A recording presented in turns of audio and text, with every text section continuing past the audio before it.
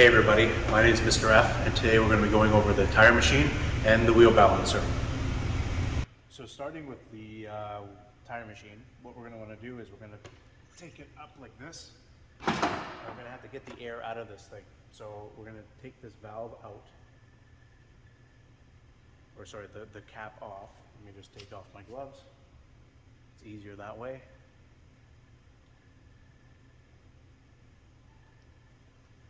And you'll see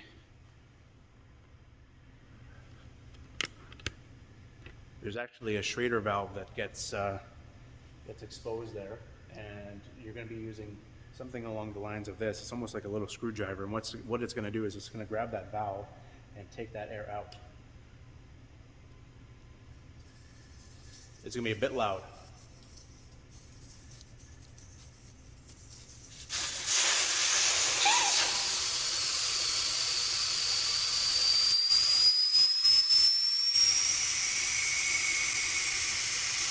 So we're going to get that air out of there, and it might take about a minute or so just for it to fully deflate. Now before you start taking the tire off the actual rim, you just want to make sure that you're getting any of these wheel weights off of the rim, just so they don't get damaged, or if you got to reuse them again, anything along the lines of that, you just want to get them off first.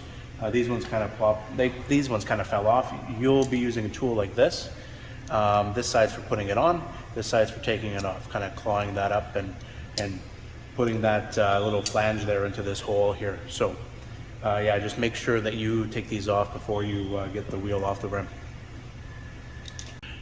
The tire machine actually has 3 pedals, all hooked up to compressed air. The first one we're going to be using is the one in the middle there, and that's just going to compress that wedge to take the tire off the rim. Next step is basically to get that tire bead right off of that rim. We're going to be using this wedge using compressed air. 2 key steps is you just want to make sure that valve is either at 12 or 6 o'clock, basically where that yellow marker is, and make sure that wedge is not hitting the rim. So you want to keep it a little bit more back than what I have it right now. You'll see in a second. And you'll want to do it on each side of the rim on each side of the tire. So right now we're on the right side of the tire, so the 3 o'clock, and then we'll have the 9 o'clock, so basically the other side. You'll see me flip it around, and you'll also want to take the bead off the other side of the whole wheel. So essentially just like this, just make sure this wedge isn't hitting that rim.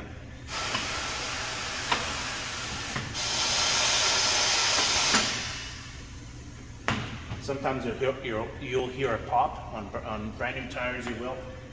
On these ones, they've been kind of taken on and off quite a lot. Make sure that's at 6 o'clock down there, that valve.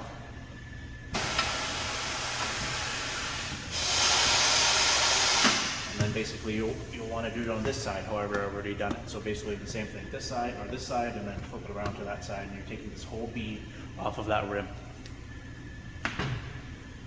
Alrighty, so the next step we're going to have here is we're going to be essentially clamping down this wheel to the tire machine. That's going to be on the pedal on the left. This pedal is a bit sticky, and initially to clamp the wheel, you're going to be pulling it up, but on this one we're going to be pushing it down to unclamp and clamp it, but that's the pedal on the left. Okay, so once we get this wheel on here, safety glasses. We're going to have this facing up, and you can just place it like that, and once we hit the pedal, it should clamp it tight.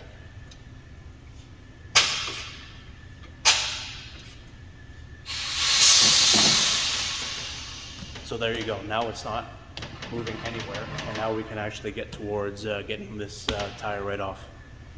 Alrighty, so next step is essentially getting this arm right here to swing over, and we're going to have this duck's beak. This is the duck's beak, and then over here is the duck's tail. So we just call it the duck. I call it the duck.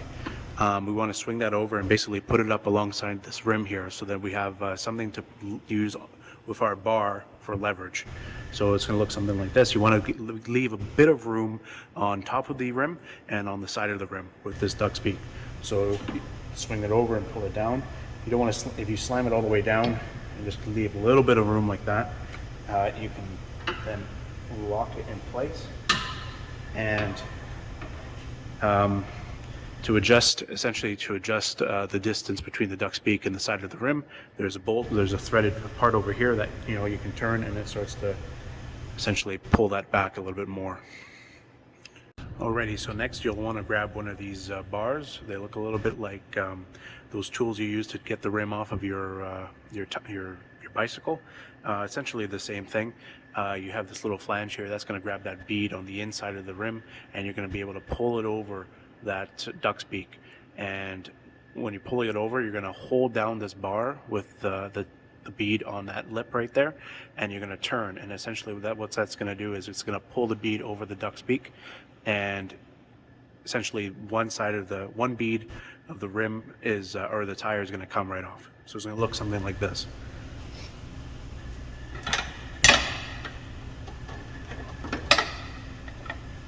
So that's over like that, and then what we're going to do is we're going to use the rotation pedal.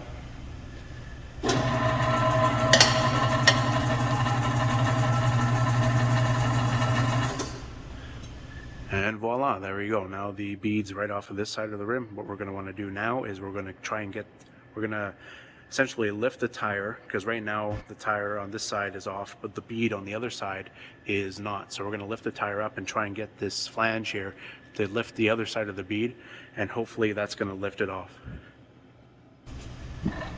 Usually what you can do is kind of hold this tire like this.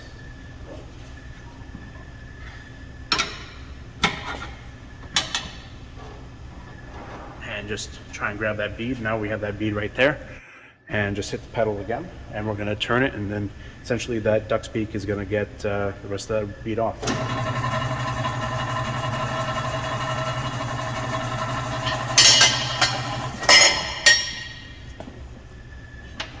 And there we go. So that's how to get essentially the rim off, or sorry, the tire off the rim.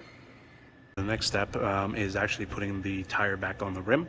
First things what we're going to want to do is essentially lubricate the inside, the inside of the tire on the bead. So this side and that side right there. Whatever we have access in the shop, we have something along the lines of this. I know it looks gross, and you just want to basically just go around the bead like that on the other side as well, and that just makes it a lot easier for you to put that tire back on that rim.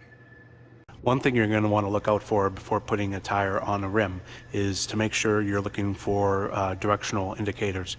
You don't want to put a tire on backwards, and essentially there's going to be an arrow along the sidewall of the tire that's going to tell you exactly which way the tire should be put on.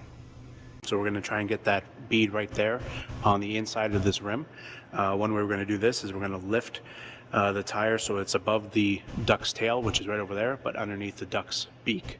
And then we're going to push to the left because that's the direction we're spinning the tire. So it'll look a little bit like this.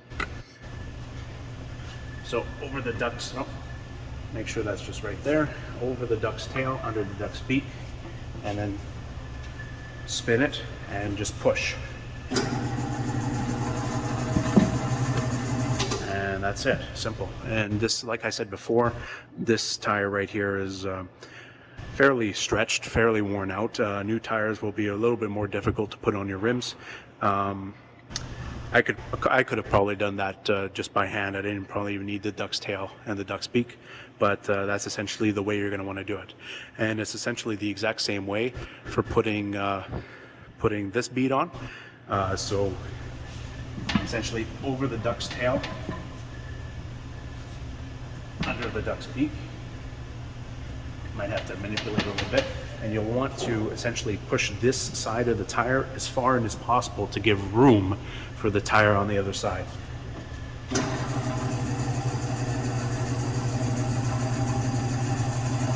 Okay. So right now what we're having is essentially it actually might be going on. Hold on. Oh, there we go.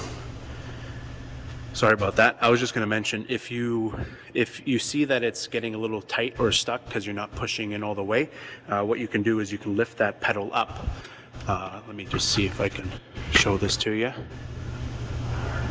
You can lift this pedal up and you can see that it changes the rotation. So you can also switch it around. A little bit of funny editing going on here. You can switch that tire around and back out of anything that you've seen that might rip the tire, because that's what the lubricant's for, is to help us. But sometimes if you have a brand new tire, it's going to be way too tight. So you can also back out of it and preserve any ripping from your sidewall. Getting that tire filled with air. What we're going to hear is maybe 1 or 2 pops from the tire, and that's just the bead actually getting onto the rim right here. So that bead is essentially going to capture all that air, keep it from flowing out, and it's going to basically grasp the walls of the rim. So it looks a little bit like this.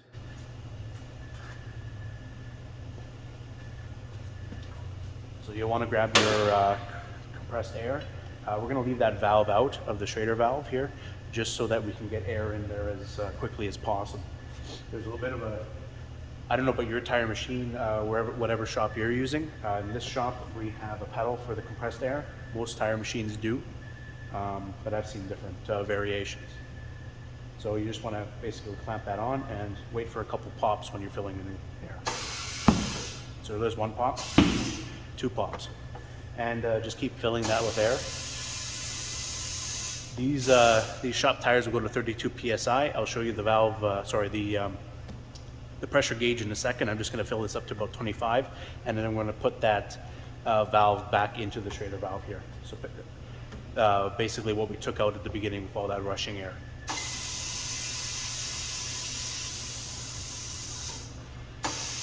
So basically that's where the pressure gauge is. That's just going to give us our reading of how much pressure is in the tire.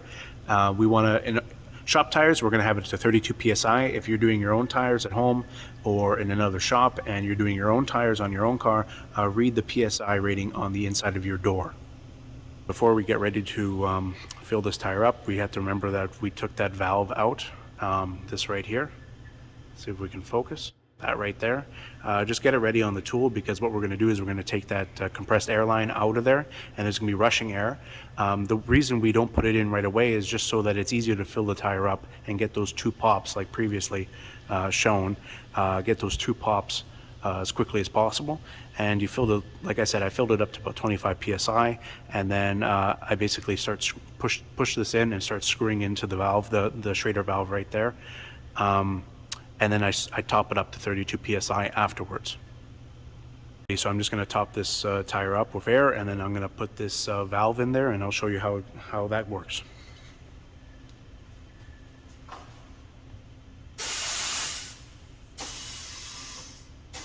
So like I said, I'm going to fill it up to about 25 psi. You might have to hold the compressed line like this, just so that no air leaks out like that. So you want to hold it. And here that's much quieter. And then basically what I'm going to do is I'm going to get this ready. I'm just going to pinch it, and then place it in.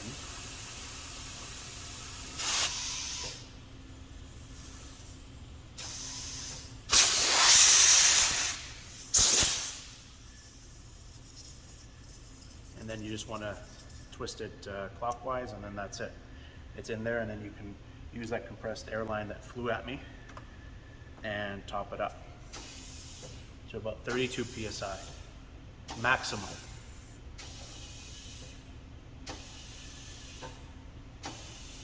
For right now, we'll just leave it at 30. So we're just going to want to unclamp it, and we're ready to use the wheel balancer. Okay, so the next step is essentially getting this wheel over to the wheel balancer, because now we're going to balance the wheel. The first step is essentially grabbing one of these metal cones that are on the side of here, or on the other side of this wheel balancer, and you're going to want to find the right size to go in the middle of here. One way you can do that is just placing it in. For the most part, that one's really good. It goes out about halfway up the cone, so you'll just want to essentially slide that on there, and then using this, we're going to actually tighten the wheel to the wheel balancer, and you want that rim to sit on that cone. So it's going to look something like this. So place the wheel up. It always helps if you have two people doing this, but one person, you make do with the cards you're dealt. If you use these red tabs right here, essentially what this does is it just skips you from doing this the whole way. You can just push it like that and push it in. And essentially what you want to do is have this wheel sitting up on that cone as you're tightening. That's the wheel climbing onto that cone, and you don't want to crank it too hard, but for the most part, you want to have it fairly snug. There you go. So for this wheel, what we're going to do is we're going to be adding weights on either side, on both sides. If you look at this green light right here, that's just indicating a weight on the inside part of the rim. We want to change that to 2 green lights on both sides, which means weights on both sides of the rim. And that's using this button right here. There we go. And essentially, right now we're pretty much set up to do our measurements, and then we'll be set up to put our weights on the rim. Okay, so right now what we're going to be doing is we're going to be essentially taking 3 measurements. One tool, which is the distance scale right here, is going to take 2 of our measurements on the machine. That's going to take our distance from the backing plate flange, and it's also going to take the distance, or the rim diameter. The rim diameter can also be found on the outside of the tire wall. Sometimes it's a bit finicky using the distance scale for that. It might show 16 or 15. You just want to make sure it's what it is, and then confirm on the screen there. And in the middle there is going to be the rim width, and that's using this rim width caliper. We'll essentially open it up like this and go on the inside of the rim wall there. So just like this. And right now I'm reading 6, and the way I'm reading 6 is I'm moving it back in place, 6 right there. So that's something you can write down, is 6 inches essentially is the rim width. And then what you want to set up next is, okay, what is the rim diameter and what is the distance from the backing plate flange. So using this distance scale right here, we're going to put it on the inside of the rim wall and just confirm that that's the exact same rim diameter as the outside of your tire. All right, so it says 15 and we're at 6, and the way you can change it to 6 is by turning the wheel. So it's usually preset to whoever did it last, and then that should save. And then what we're going to do next is we're just going to pull this this down over the tire. The tire is going to spin, and then it's going to give us our reading.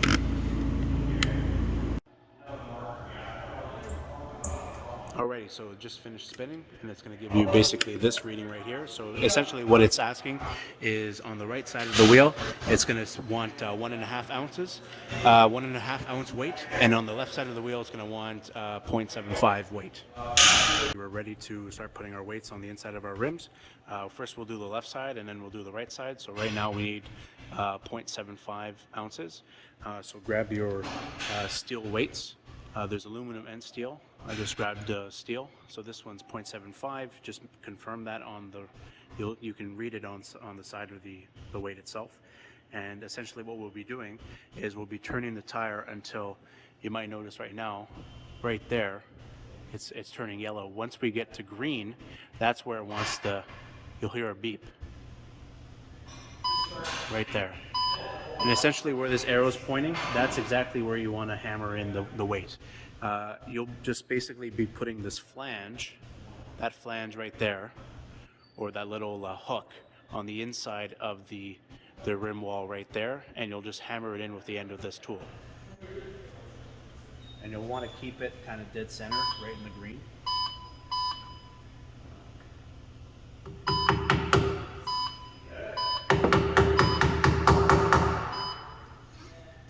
Alrighty, so we have 0.75 ounces on this side, and now we're going to move on to the other side. Okay, so we're just going to line up the wheel the same way we did on the other side. You'll hear that green, you'll see that green light or hear that beeping. That means it's pretty much centered. So you'll want to just basically put it top down center or top center right here, this weight. And this is a 1.5 ounce weight. I don't see this on the side of this, so I'm just going to go grab another.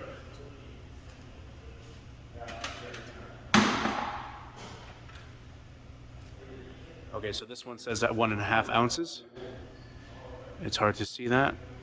There we go, 1.5 ounces. And we're just gonna turn this until we get to green. On that, you'll see the green light basically popping up right here. And then you'll wanna basically just center that as best as possible and then hit in the weight.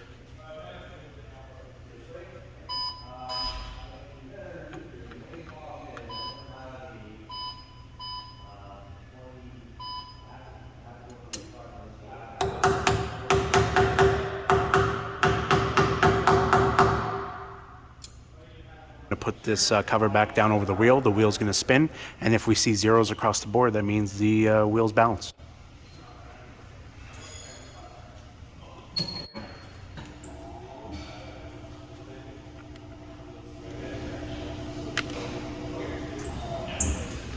And voila, so there we go. Now you got to go buy a lottery ticket. Okay, now that we're done, we've got our wheel balanced. We've taken the tire off the rim. So essentially now what's left is turn off the machine, clean up any weights that you've broken, put them basically in the garbage, put that rim width caliper back. If you're using this video for reference, these machines are practically all the same. There might be some different variations. I'm not too sure. But thanks for watching, and see you guys next time.